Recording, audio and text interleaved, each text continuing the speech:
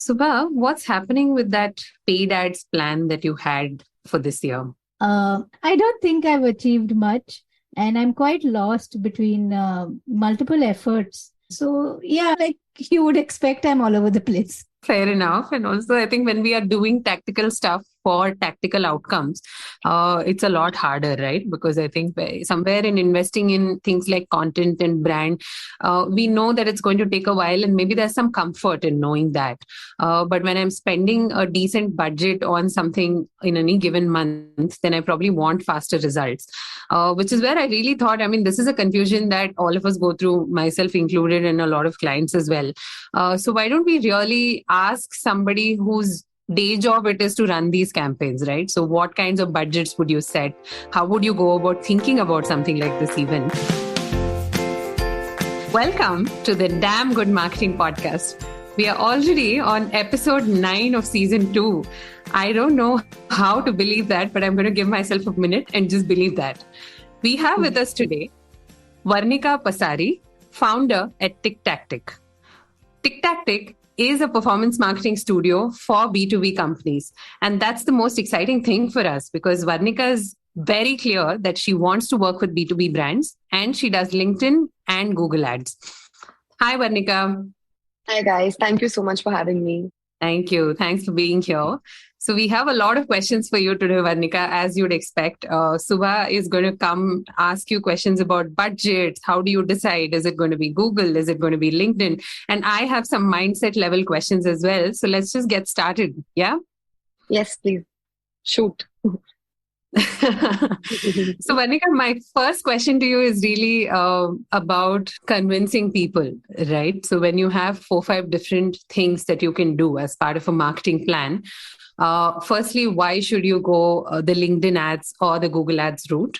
And for someone to succeed in doing that, what are certain baseline metrics, things that should already be taken care of? So, we normally work with clients who have two objectives. Either it could be brand building, where they want a lot of awareness on their pages, or, of course, lead generation. See, any company that wants to invest into marketing ultimately wants to make money out of it. So, the way we work is always showing them that if you invest this much, this is a kind of an ROI that you get in return. So, that's always been the pitch that has worked till now. And also, we've more or less always delivered on the lines that we have taken them through. Because we try to understand, we do a lot of research at our end before starting any campaign on any platform and before even telling them. So we don't promise anything, but even giving them an idea of what we think that they can get out of the campaign, it requires a lot of research and we believe in giving them very realistic results. Interesting. Yeah, yeah. And you're saying that so far in most of the campaigns that you've run, expectations and reality have been somewhat close to each other? Yes. This is something that I believe very strongly, even as a person, that you have to set very realistic goals to achieve anything. Right. If I tell my client that, you invest, say, 50,000 rupees and it'll turn into 50 lakh, I can say it and there's no reason that they'll be able to hold me accountable because there's so many factors that come into play. But if I'm not realistic about it, they're never going to come back to me, right? I have to tell them that this is what we can achieve with whatever your budget is. We are very conservative when it comes to our budgets to start off with. For example, there's a company that we run ads for that has been, now we've been doing it for 6 months. So I've increased our budget gradually and now we run ads for even 1 lakh rupees or 2 lakh rupees a month to start with. Oh, wow. Okay. It started with a very conservative budget of say 20,000 rupees because I had to show them some results. See, LinkedIn ads are quite expensive in comparison to any other platform. But that is simply because the kind of results that you get from LinkedIn and the kind of leads that you get from LinkedIn are so much better than any other platform. So LinkedIn charges you for the quality that they give you. And that you can only achieve if you start off by showing some very basic results and then you start building trust from the client also.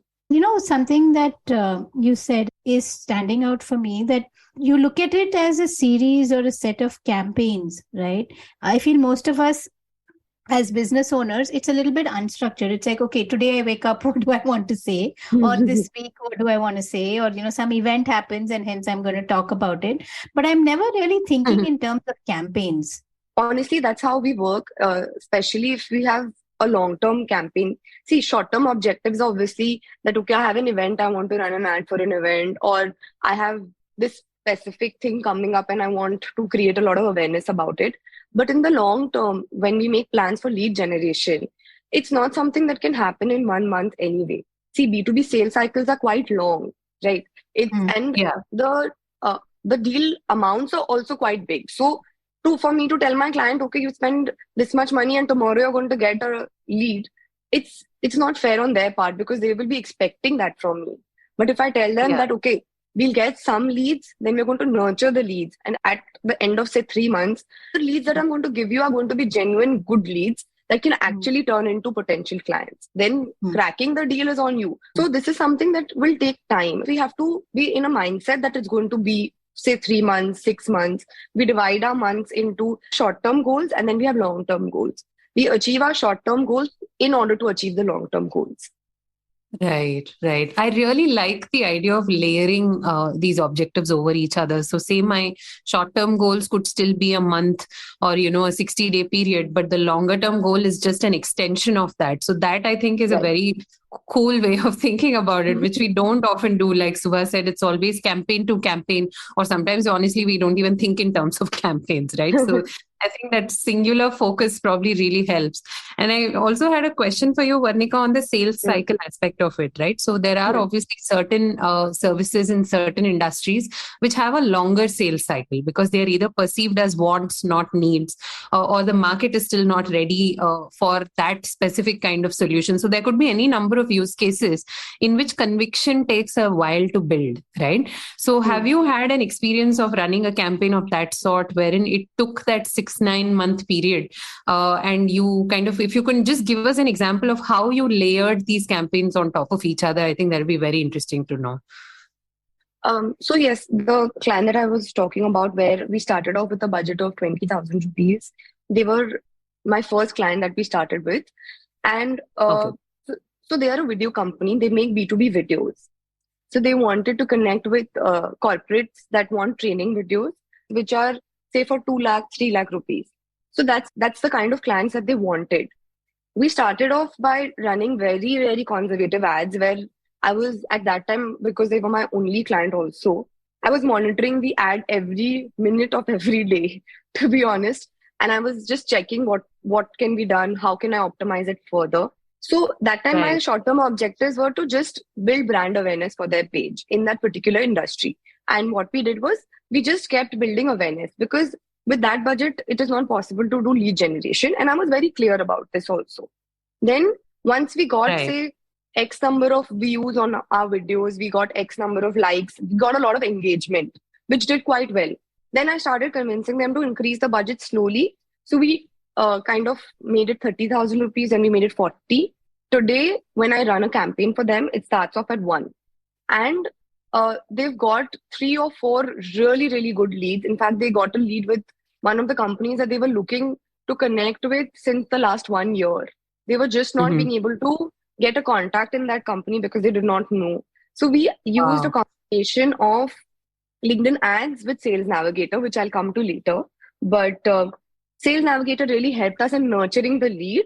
And then all our ads later was just targeted towards that particular company. So for that company, we've spent a lot of money. But at the end of it, the amount that they spent and the amount that they've got from them in terms of their deal has been, I think, 3x or 4x. So that's how it works. See, we have to create a plan. We have to move people down the funnel.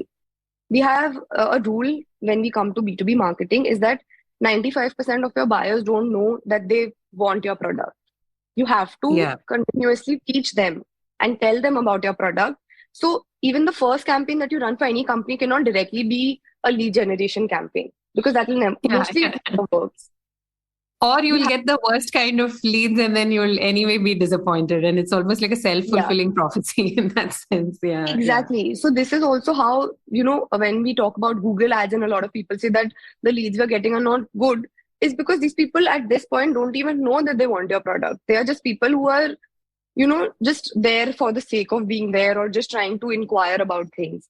But if you're spending that much money and you want your ROI, So we sit and we nurture the lead. We move them through the funnel so the first ad will be an awareness ad. And the second ad will be more of telling them about your products, about the features of your products. So when we say awareness, I mean only brand awareness. The second step is telling them exactly what kind of products you will give them and how will it help to solve their pain point. Then the third step is the process. So telling them how to get in touch with you. So thinking that now they're already your buyer, so you give them all the relevant information. And in the fourth step, we bring all of this back to them through retargeting. Oh, that's where the retargeting kind of comes into picture. It's more of a re-education process rather than basically hitting anyone and everyone who spends even a second on the website. Exactly. We don't even believe in retargeting everybody that has come to the website, because in a B2B situation, you could have a lot of people, a lot of your competitors coming onto your website over and over again. So retargeting everybody that comes to the website is of no use to you. But if you retarget people who have specifically shown a lot of engagement with your ad, not only in the first step, but in the second step and in the third step, you know that these are people who are interested in working with you, or at least interested in knowing more about your product. Yeah. And that's what I find is the difference between working with somebody who's a really good analytics person or a really good CRO, because they know that the behavior you're looking for is not somebody going to home product contact or, doing something that you so expect, right? It's about the unexpected behaviors. And that's where I think that experience of folks who are on the analytics side also matters so much, because what events are you tracking in terms of capturing intent, really, right? Yeah. See, also, intent when it comes to B2B, see, you can track intent very easily on Google, right? Because you know that people are searching these keywords. But on LinkedIn, you cannot track people through intent. It's actually why I love LinkedIn is because, like I mentioned, a lot of them don't know that they want your product, but we are making them want your product. So that's where the more interesting part comes in. It's actually a journey with your customers where you are taking them through all the different steps, because they don't know that they want it. You will never be able to find intent in terms of, okay, I want to buy this product. How do you find that on LinkedIn? You can't do it. But you can find people. Exactly. You can find people who are interested, who can be interested. You can find the right group of people in terms of decision makers. So nurturing the lead is a very interesting process on LinkedIn, which I really enjoy doing that. No, that's really nice to hear, Varnika, and it explains why you've specifically chosen B2B. Right? So, the effort that goes into LinkedIn has to be over a longer game plan, right? Like I'm thinking that if I, let's say, have an event coming up, or if I have something very specific that I want people to sign up for, then maybe a Google ad makes sense, and you buy ads for that particular period. But if you're really looking to nurture a kind of audience, then I should be more on LinkedIn. Is that how I should look at it?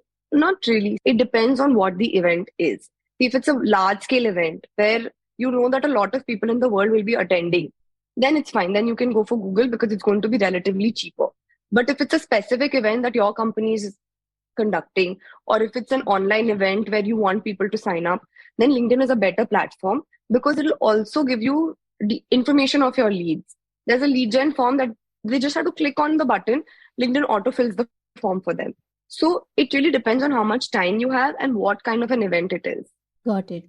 Right. And I think in LinkedIn, in some way, I feel that there is a opportunity to get somebody to also follow you or connect with you, and that relationship could go beyond just that one event.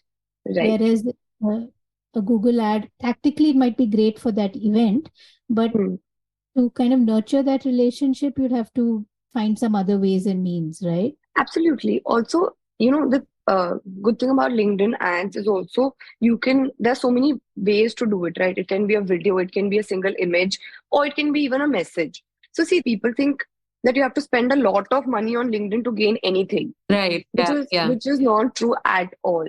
Because LinkedIn is so targeted, and because you can exactly tell LinkedIn that I only want these people, you don't end up spending a lot. So if you have a defined target group for an event, you can just do sponsored messaging, which is almost at par at Google ads. Sponsored messaging is one of the cheapest LinkedIn ads that you can go for. and the message goes from your profile, even if it's for your company, it needs a person to send the message. Very rarely does LinkedIn allow companies to send messages. And even if they do allow, it has to be a very, very high-end company with a lot of followers. So when a person sees your face on a message, it automatically resonates with them a lot more. It makes them want to talk to you more.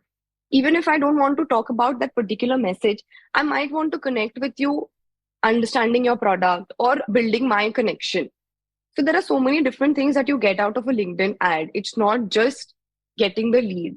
It's also building your network, getting more people to follow you, which eventually overall in time might convert into a good client. Right. Got it. So, Varnika, I had a question actually on optimizing for different parameters, right? So, of course, you have a platform which is essentially a professional platform, and therefore you have a lot of data on people, where they work, what roles, what functions, what levels of experience, past industries, present industries, all of that. So, there's that component and understanding that component well. There's also, of course, budget and finally how much you're, wanting to spend in any given context. In your experience, what has been the single greatest determinant of an ad success or failure, for that matter? That's a very interesting question. I think for me, the success is always if I have targeted a particular group, keeping in mind that obviously, like you mentioned, all the budgets, etc., are all in place. But at the end of the day, what our clients want are reaching out to the right people, right? That's why we are telling them do LinkedIn ads, because the group that you're looking for is on LinkedIn. It's not anywhere else. The decision makers are on LinkedIn. So for me, just to see, it's also not like, whenever we even do the lead generation ads, and sometimes we get only 1 or 2 leads, which to the client looks like a failure. But for me, what I see is how many people have interacted with my ad and what kind of people have interacted with it. So for me, the top parameters are always the demographics in terms of the decision makers and the industry. If I'm trying to target a particular industry, or if I'm trying to target a particular company, have I managed to reach the decision makers or the required people in that company? So if you tell me that I want to target, say, the CTO of a particular company, have I been able to do that or not? And vice versa.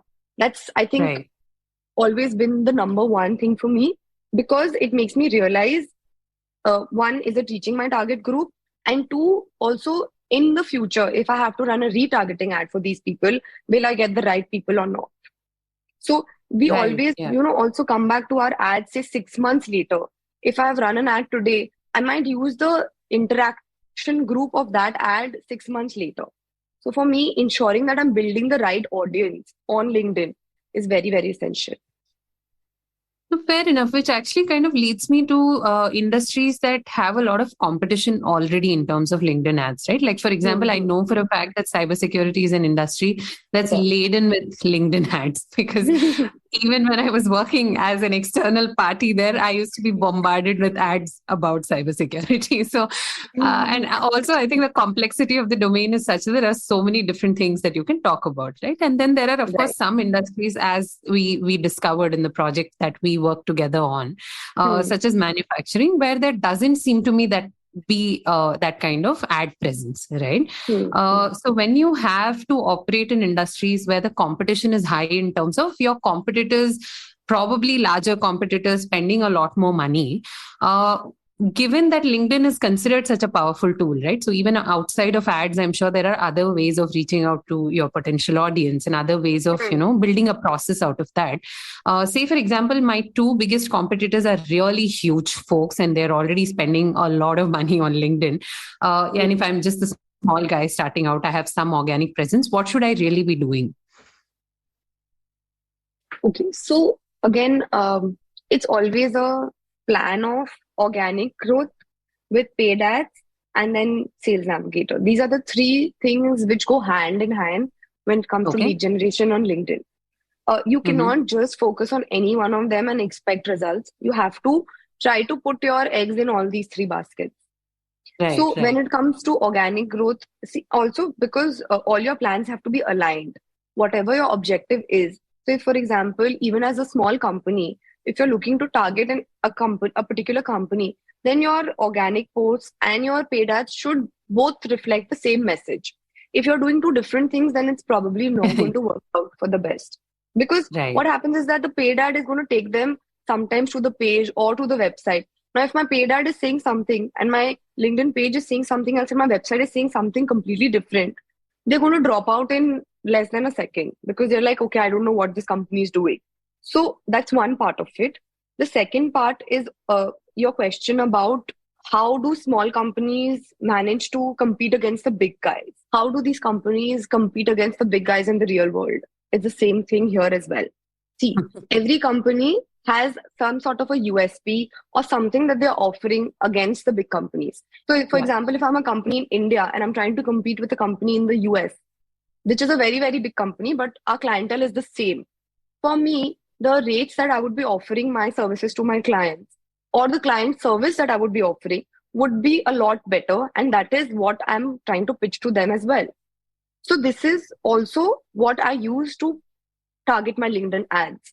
I obviously cannot compete with them in terms of their budget, but okay, if they are targeting 500 companies, I'm going to target only 5 companies.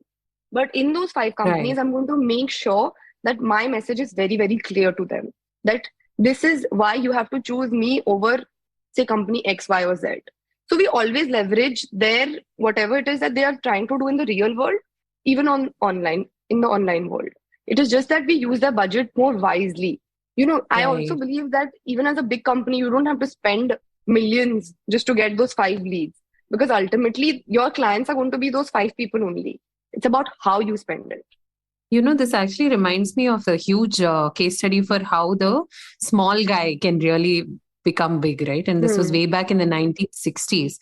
And the agency involved was DDB, if I'm not wrong. So Avis and Hertz were the two car rental agencies that were there in the market at that time. And Hertz was considered the leader with about 65% of the market share. And Avis actually went ahead and ran an entire print campaign series called We Try Harder. And some of the headlines say things like Avis can't afford not to be nice. Avis can't afford to make you wait. Avis can't afford dirty ashtrays, right? So they really took the small guy positioning and owned it so badly that I think within the next 4-5 years, Hertz's market share fell to about 49%, if I'm not wrong. So I was just reminded that sometimes just playing to your strengths can actually be the single greatest differentiator in a crowded market. Absolutely. And this is where marketers come in, right? Like our entire job is to make them look Yeah, like find they out. are somebody. Exactly. That's our Yeah. entire role. For me to try to create an interesting tagline for the most boring company is my challenge, That's right? kind of the job. Exactly. Yeah. So I think this is always a question that I have come across, and this is also something that I had very initially. So when I spoke to my mentor, he just said that, so what? So what if you're a small company? Play to your strengths. I said, fine, let me try it. So now, Varnika, tell me some tips and tricks for optimizing the time that I'm spending on LinkedIn. Like, what are some of those, kind of maybe hidden features that we just don't look at because we don't know we should look for it? Okay, so when it comes to LinkedIn page, I'm going to start with the page and then we'll come to a personal profile. I think with pages, people just don't do the very basic things like adding a button to visit your website. Okay, even so, there are a lot of times that I overtake pages from companies and they don't have something as simple as that. See, the moment you are next to the follow button, if you add that contact us or visit my website button, it'll automatically take that person into knowing everything that they have to know about your company. That is something that we should really be using to our advantage. The second thing is adding a good tagline and a good description in terms of about. So this is same for both your personal and your uh, company page. See, the tagline is what people see if they even scroll over your name or your company name, right? So it has to be gripping enough for them to want to visit your page. But at the same time, it has to be something that tells them what you do. So this is a little Right. tricky, but if you work on it, if people actually spend more than 5 minutes on it, you can come up with something good. Yeah, because I find that the page, is something that I do spend some time on, and I put in some of the details like you're mentioning, but it's something that I give up the most on, because it feels like uh, folks are more likely to visit my personal profile and then know that, okay, I work for XYZ or I run XYZ company. But the traction on a page always feels like very suboptimal, and LinkedIn is not where people go for pages, they go for the people. And that's the feeling I get. Is that a misunderstanding, or is it because I'm just not running the page well enough? It's sort of a misunderstanding because, where do people go from your profile? When people come onto your profile and you have on your profile, you can add your company to your header, right? Mm. So where do they go from there? They go to your company page. And if you have a great looking profile and a sad looking company page, they are probably understanding that you're not spending a lot of time in doing that. See, I feel like your page and your profile are equal leverages. Okay, your profile is probably 65 and your page is 35, but the 35 is also a lot. Yeah. From something as simple as your cover image that people don't spend any time on for your page. It's such a great place for you to give so much information to your clients. Why are you wasting that space? People are putting just their logo as a banner. We can already see your logo. We can already see your company name everywhere. Don't just write your logo. Add some information. At least add a way to get in touch with you, if nothing else. Tell them top 5 services, or if you're a product selling company, tell them 3 of your top products. Just write the names of your products. So I don't have to even take the effort of going to your website. I can, from your company page, if I visit your company page on LinkedIn and I see that banner, and on the right hand side where I can actually see a snippet of the banner, if you just mention some information that can be useful to me, it saves me so much time. See, a LinkedIn page or profile always has to be formatted for busy people, okay? Because everybody on LinkedIn is not there for leisure, they are mostly there for work. So we have to keep that in mind with every single thing that we do.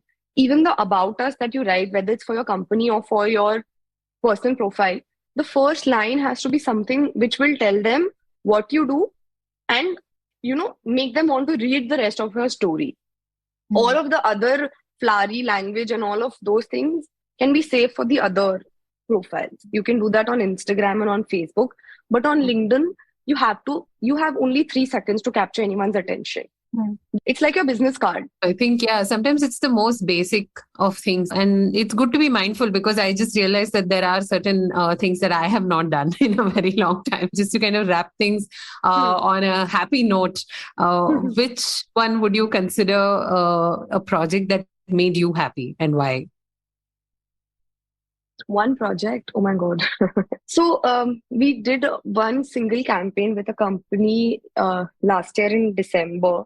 And that was something which really made me very happy, because the person I had to convince was a 65-year-old uncle, and trying to explain LinkedIn and LinkedIn ads to him was a challenge for me. So they are a B2B company and they're trying to export into a new market. And for me, just convincing him to do it was, I think, half my battle won. And also, this is a company that makes products which go beyond my understanding. So for me, the first step was understanding everything that they do. It was just a learning process because I had no idea about that industry or the company. And I was sitting with him constantly on calls, and he thought I'm some mad girl who is pestering him so much for such basic things on his end. But wanted a particular connect in a particular industry in the United Kingdom, and we managed to get him that first, breakthrough. And then today they are in that country. So I think that's something which was really, really good, because see, our company is based on the idea that we want to first help people who don't know how to do any of these things. Like bring those offline companies online, because they don't know the value of this. Working with other companies that already are on LinkedIn is obviously great, but to bring that journey where I have taught somebody that, okay, this is a platform that you can use. And today now that uncle has a proper LinkedIn profile and he's connecting with people every day. So that's something that gives me a lot of happiness. Yeah, no, that sounds very wholesome. And also, I think the work that we do has a way of snowballing, right? I think we Yeah. need to be both cognizant, and it's also exciting that, somewhere the little seed that you plant has a way of, finally becoming that tree. And that's finally the most fulfilling and the most exciting aspect of, I think, the work that we do. Thank you, Absolutely. Varnika. I learned so much, and I already made like a running list as we were talking of the things that I should do before you go look at my profile and start. Thank you so much. That was illuminating, to say the least. I think I've always shied away from the performance aspect of things because I have personally had experiences of people trying to rush into it too quickly. But knowing that it works, and especially knowing that it works in such specific ways, is always very reassuring. And to that end, I think maybe performance marketing is something that we don't have to be so scared of. Thank you so much for tuning in to today's episode of the Damn Good Marketing Podcast about all things ads. We hope to see you next time, where we'll surely have something fun and exciting for you, as we always do. Do leave us a review on Apple Podcasts. We love reading reviews. And if you're on Spotify, please do give us a follow as well.